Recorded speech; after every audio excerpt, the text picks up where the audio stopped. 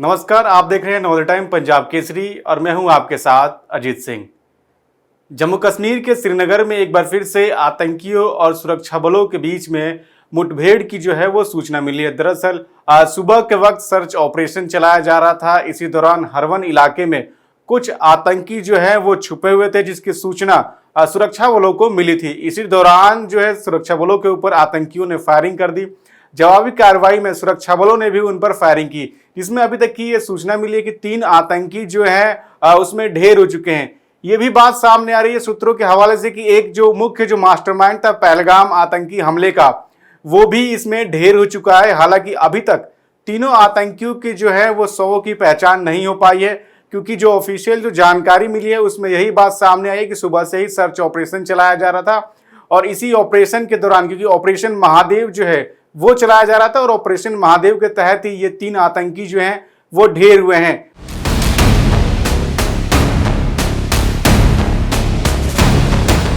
जम्मू कश्मीर के श्रीनगर के पास हरवन इलाके में ऑपरेशन महादेव के तहत आतंकियों और भारतीय सेना के बीच मुठभेड़ शुरू हुई।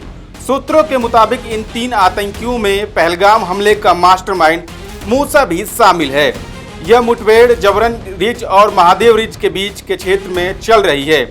बताया जा रहा है कि सुबह करीब 11 बजे जब सेना की एरिया डोमिनेशन पार्टी नियमित गश्त पर थी, तभी उन्हें 3 संदिग्ध आतंकी दिखाई दिए।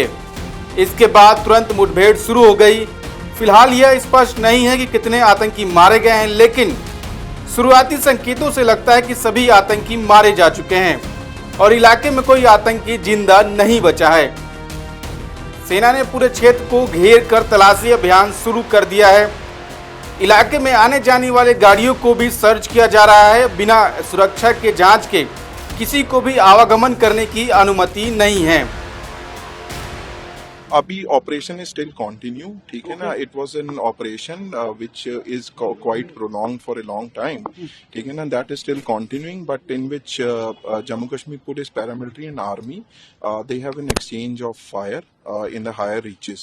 So as per the interior reports, 3 bodies are being observed and seems to be neutralized. So this is all, but still it is operation, so I would not like to divulge much at this moment. We will share details with you at an opportune time, ठीक है ना, because it takes some time to get more. Mr. Dilti, they said they all were, 2 of them were involved in Pahalgam terror attack, Yasir and Sulaiman. As I said, it will take us some time for identification and all that.